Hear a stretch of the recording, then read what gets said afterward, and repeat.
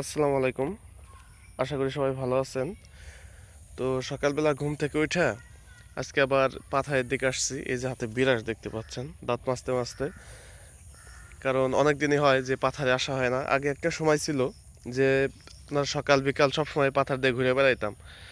এখন দেখেন এই যে আমার সামনে একটা ধান ক্ষেত আছে, কেবল নতুন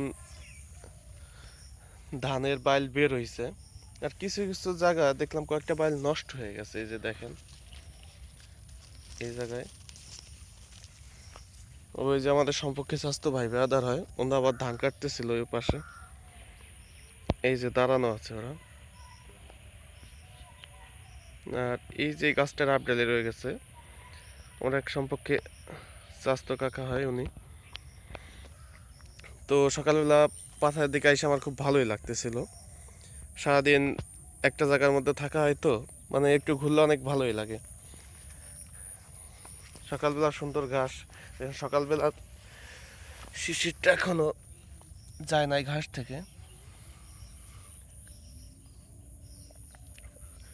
আসলে একটা সময় মানুষ যে জায়গা থাকে ওই সময় গুরুত্ব, মানে ওই জায়গাটার গুরুত্ব কমে যায়। যেমনটা ধরেন, এই যে আমি দোকানে সবসময় থাকি, আগে 5 দিন পর বা এক সপ্তাহ পর বাজারে গেলে কত মানে একটা অনুভূতি সৃষ্টি হতো যে বাজারে আসছি। আর এখন সবসময় প্রতি ঘন্টায় তো বাজারে থাকা হয়। যদি পাথারের দিকে আসি, এখন মনে হয় যে 1 ঘন্টার জন্য পাথার না জানি কতটা সুন্দর, কিন্তু একটা সময় এনতে বেড়াইতাম কিছুই মনে করতাম না। আর এখন যেই জায়গাটায় থাকি ওই জায়গার গুরুত্ব আসলে কমে যায়।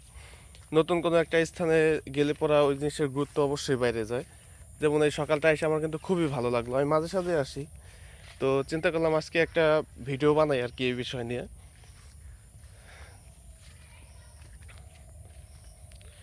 তো ভালো থাকেন সবাই, দেখা হবে নতুন একটা ভিডিওতে।